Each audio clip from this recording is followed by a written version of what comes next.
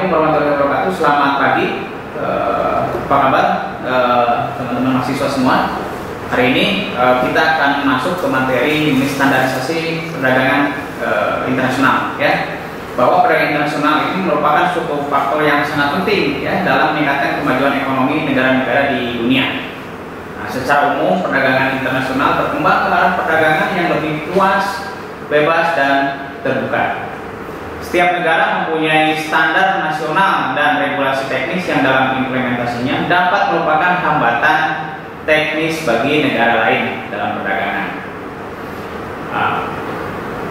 Untuk mengurangi hambatan tersebut, pada tahun 1979 dalam putaran Tokyo disepakati adanya perjanjian Standard Code atau Agreement on Technical Barrier to Trade (TBT) yang dilanjutkan dengan pembentukan World Trade Organization atau WTO di putaran Uruguay. Isi kesepakatan dalam putaran Uruguay tersebut antara lain adalah penyelarasan standar nasional dengan standar internasional agar tercipta transparansi dalam sistem standarisasi nasional yang merupakan tuntutan dalam perdagangan internasional. Apabila kita melihat apa yang menjadi dasar pengaturan standarisasi dalam kerangka WTO, maka pengaturan standar dalam perjanjian TBT dilatar belakangi oleh pengembangan standar nasional yang tidak boleh ditujukan untuk atau berdampak menimbulkan hambatan perdagangan di negara anggota WTO. Agreement establishing the World Trade Organization memuat aneks yang berisi lampiran antara lain aneks 1A multilateral mengenai perjanjian multilateral dalam perdagangan barang yang di dalamnya terdapat General Agreement on Tariff and Trade 1994, GATT 1994, ya, dan Agreement on Technical Barrier to Trade yang biasanya disebut dengan perjanjian TBT.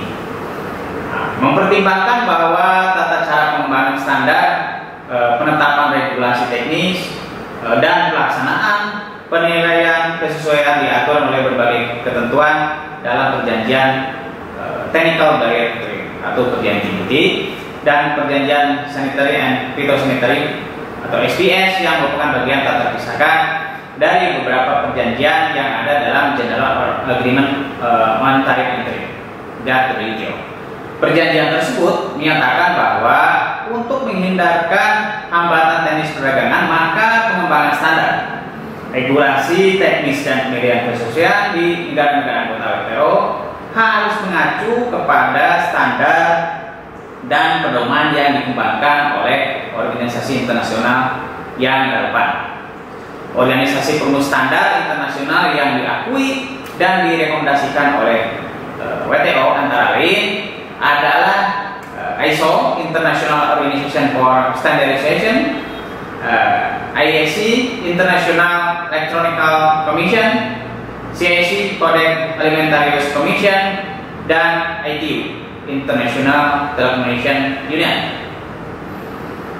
Pengaturan standar dalam perjanjian TBT dilatar belakangi oleh pengembangan standar nasional yang tidak boleh ditujukan untuk atau berdampak menimbulkan hambatan perdagangan di negara anggota WTO.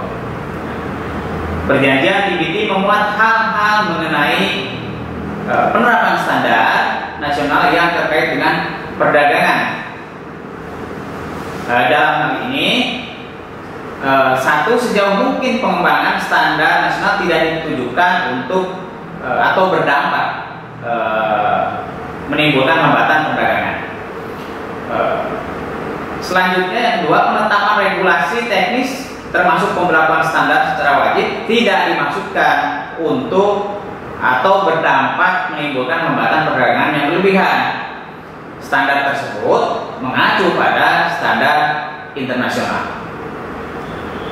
Berikutnya, teman-teman mahasiswa, terdapat beberapa prinsip pengembangan standar nasional, ya, mengacu kepada perjanjian TBT WTO Annex 3 Code of Good Practice for the Preparation, Adoption, and Application of Standards.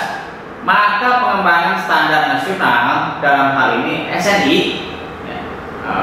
harus memenuhi prinsip-prinsip satu, openness, artinya terbuka bagi semua pemangku kepentingan yang berkeinginan untuk terlibat. Kedua, transparan, artinya agar semua pemangku kepentingan dapat dengan mudah mengikuti proses dan memperoleh semua informasi yang berkaitan dengan pengembangan standar nasional Indonesia. Yang ketiga, imparsial, artinya tidak memihak kepada salah satu pihak sehingga semua pemangku kepentingan dapat menyalurkan kepentingannya dan diperlakukan secara adil. Prinsip yang berikutnya ialah development dimension, artinya bahwa dalam perumusan standar nasional Indonesia harus memperhatikan kepentingan publik dan kepentingan nasional sehingga dapat meningkatkan daya saing produk nasional di pasar internasional. Prinsip yang kelima, efektif dan relevant, artinya bahwa dalam perumusan standar nasional Indonesia harus betul-betul yang sesuai dengan skala prioritas dengan memperhatikan kebutuhan pasar dan peraturan perundang-undangan yang berlaku. Kemudian prinsip keenam adalah konsensus, artinya bahwa dalam perumusan SNI harus disepakati oleh pemangku kepentingan. Dan ketujuh, coherence. Coherence artinya bahwa dalam perumusan SNI harus mengacu pada standar internasional, tetapi tidak duplikasi dalam proses perumusannya, sehingga produk-produk nasional akan lebih mudah memasuki pasar internasional. Ya. Nah, berikutnya adalah apa yang menjadi tujuan dan manfaat dari standarisasi produk atau barang. Ya, bahwa standarisasi juga sebagai unsur penunjang pembangunan. Ya, mempunyai peranan penting dalam usaha mengoptimalisasi pendayagunaan sumber daya dalam kegiatan pembangunan. Nah, perangkat standarisasi berperan pula dalam menunjang kemampuan produksi, khususnya peningkatan perdagangan dalam negeri dan luar negeri, serta pengembangan industri dan perlindungan konsumen. Nah, di sini standarisasi merupakan suatu rangkaian kegiatan dalam rangka memperoleh tahapan yang optimal. Nah, sebagaimana definisi berikut, ya. Nah, sebagai the activity of establishing with regard to actual or potential problem, provision for common and repeated use, aimed at the achievement of the optimum degree of order in a given context. Ya, nah, standarisasi adalah proses merencanakan, ya, merumuskan, menetapkan, menerapkan, memberlakukan, memelihara dan mengawasi standar yang dilaksanakan secara tertib dan bekerjasama dengan semua pemangku kepentingan. Standarisasi bertujuan untuk pertama, meningkatkan jaminan mutu, efisiensi produksi, daya saing nasional, persaingan usaha yang sehat, dan transparan dalam perdagangan, kepastian usaha, dan kemampuan pelaku usaha serta kemampuan inovasi teknologi. Kedua, meningkatkan perlindungan kepada konsumen, pelaku usaha, tenaga kerja, dan masyarakat lainnya, serta negara baik dari aspek keselamatan, keamanan, kesehatan maupun pelestarian fungsi lingkungan hidup. Dan yang ketiga adalah meningkatkan kepastian, kelancaran, dan efisiensi transaksi perdagangan barang dan atau jasa di dalam negeri dan luar negeri.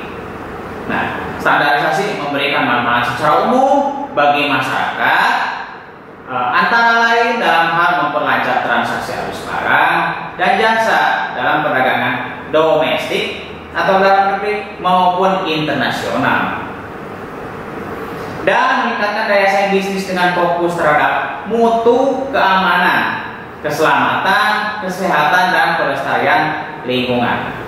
Berdasarkan hal tersebut, standarisasi nasional memiliki peranan penting untuk memastikan produk yang dapat melindungi keamanan, keselamatan, kesehatan segenap bangsa, dan perlindungan pelestarian lingkungan di seluruh wilayah tanah air, serta untuk memastikan daya saing produk yang diperlukan untuk membentuk kepercayaan baik di pasar domestik maupun di pasar global. Standarisasi dalam regulasi di Indonesia memiliki tujuan, yaitu pertama, peningkatan kualitas hidup bangsa, yaitu perlindungan terhadap konsumen, pelaku usaha, tenaga kerja, dan masyarakat lainnya, ya, baik untuk keselamatan, keamanan, kesehatan maupun kelestarian fungsi lingkungan hidup. Dan yang kedua, yaitu peningkatan daya saing, melalui penciptaan persaingan usaha yang sehat di dalam pasar, baik dalam pasar dalam negeri maupun dalam perdagangan, ya, serta membantu kelancaran perdagangan, ya, bagi produk nasional untuk dapat menembus pasar regional atau internasional. Nah, oleh karena itu, ya, secara filosofis konsep yang terkandung dari kedua tujuan tersebut adalah pertama, standarisasi ini terkait dengan konsep perlindungan kepentingan publik, ya, dan lingkungan yang mencakup perlindungan keselamatan, keamanan, dan kesehatan segenap bangsa Indonesia, serta pelestarian lingkungan hidup di wilayah tanah air Indonesia, merupakan konsep yang selaras dengan kewajiban dasar pemerintah sesuai dengan cita-cita bangsa Indonesia yang telah ditetapkan di dalam pembukaan Undang-Undang Dasar Negara Republik Indonesia tahun 1945, yaitu melindungi segenap bangsa Indonesia dan seluruh tumpah darah Indonesia. Nah, dalam konteks globalisasi, pemerintah harus dapat menjamin bahwa seluruh produk yang beredar di wilayah tanah air tidak membahayakan segenap bangsa Indonesia dan seluruh tumpah darah Indonesia. Pengaturan yang dilakukan dengan memberlakukan persyaratan tertentu yang ditetapkan dalam SNI atau Standar Nasional sebagai persyaratan minimal bagi produk tertentu untuk dapat diedarkan di wilayah Indonesia. Ketentuan ini wajib dipatuhi oleh seluruh pihak yang akan mengedarkan produknya di seluruh wilayah Indonesia. Karena sifatnya yang wajib, untuk memastikan tercapainya tujuan tersebut diperlukan kegiatan pengawasan pasar dan penegakan hukum yang efektif oleh pemerintah. Kemudian konsep yang kedua adalah konsep dalam mewujudkan cita-cita bangsa Indonesia, yaitu memajukan kesejahteraan umum. Kesejahteraan hanya dapat dicapai apabila pemerintah mampu menggerakkan ekonomi Indonesia dengan memanfaatkan pasar domestik atau dalam negeri maupun pasar global untuk memperoleh keuntungan ekonomi. Dalam hal ini, keuntungan ekonomi dari pasar domestik maupun pasar global hanya dapat dicapai apabila bangsa Indonesia memiliki daya saing yang tinggi. Peningkatan produktivitas nasional dapat diukur dari penguasaan pasar domestik oleh produk nasional yang secara prinsip dapat dicapai dengan peningkatan kemampuan pelaku usaha untuk memenuhi persyaratan pasar dan kecintaan bangsa Indonesia untuk membeli produk dalam negeri. Sebagai syarat awal, seluruh pelaku usaha harus mampu memenuhi dan patuh terhadap persyaratan minimal yang ditetapkan di dalam regulasi teknis terkait dengan produk tertentu.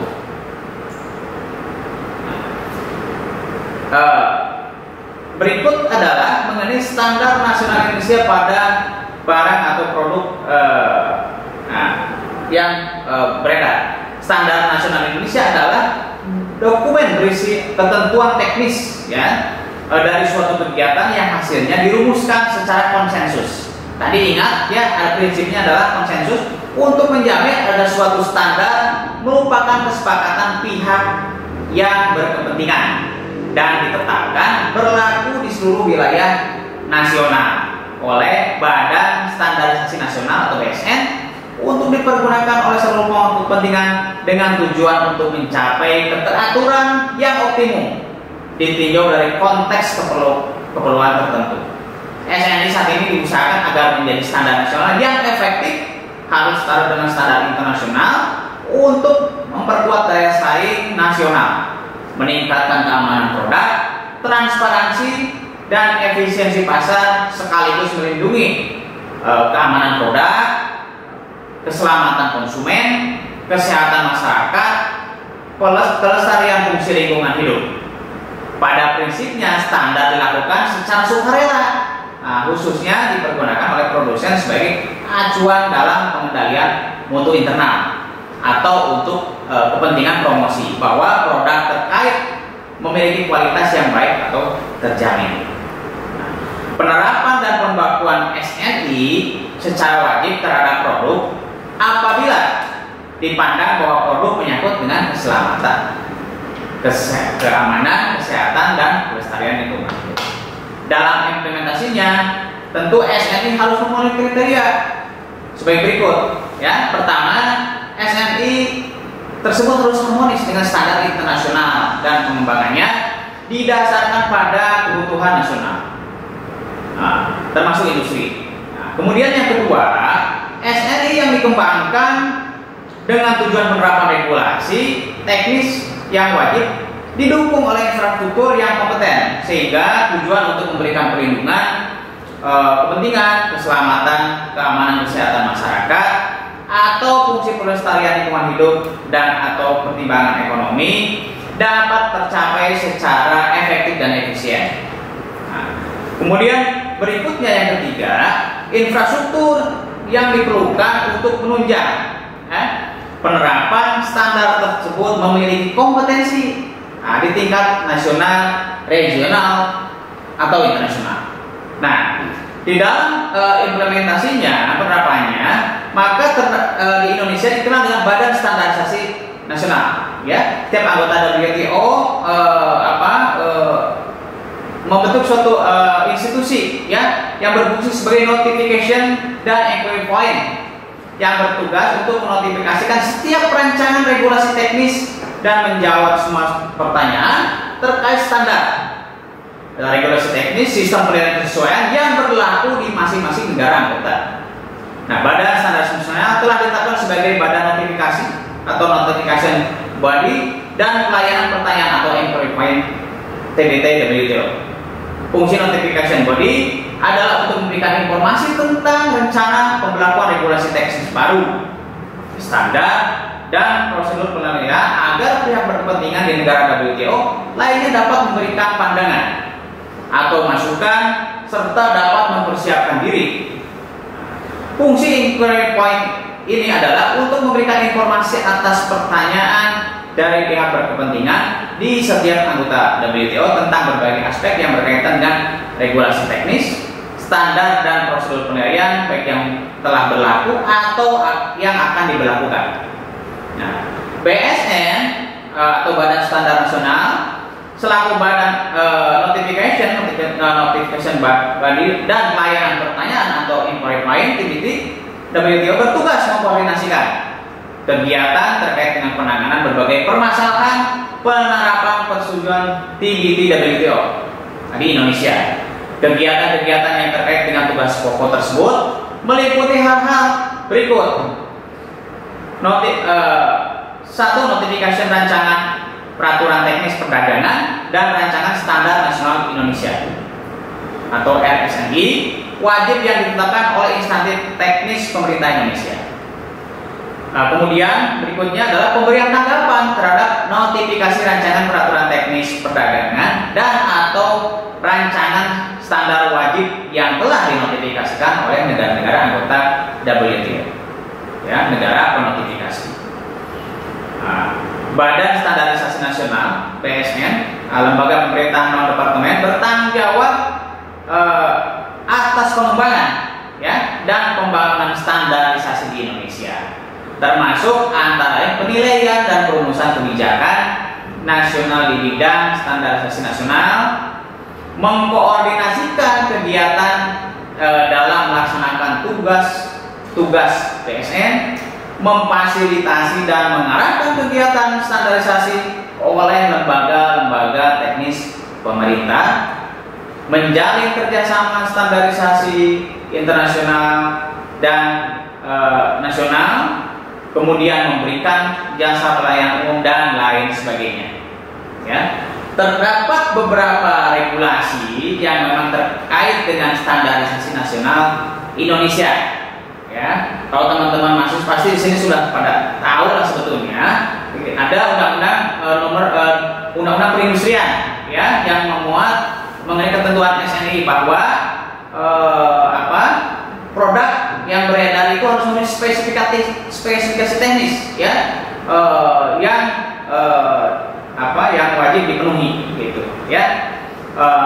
Kewajiban memenuhi ketentuan SNI, spesifikasi teknis dan atau pedoman tata cara yang dilakukan secara wajib oleh importir dilakukan pada saat menyelesaikan kewajiban pabean, yaitu untuk produk-produk impor. Kemudian terdapat juga Undang-Undang 7 tahun 2014 tentang perdagangan yang mengatur bahwa SNI atau standar lain yang diakui yang belum diberlakukan secara wajib dapat dilakukan berdasarkan atas kriteria keamanan, keselamatan, kesehatan, dan lingkungan hidup. Produsen atau importir yang memperdagangkan barang yang terkait dengan keamanan, keselamatan, kesehatan, dan lingkungan hidup wajib pertama mendaftarkan barang yang diperdagangkan kepada menteri, ya, dan kedua mencantumkan nomor tanda pendaftaran pada barang dan atau kemasannya.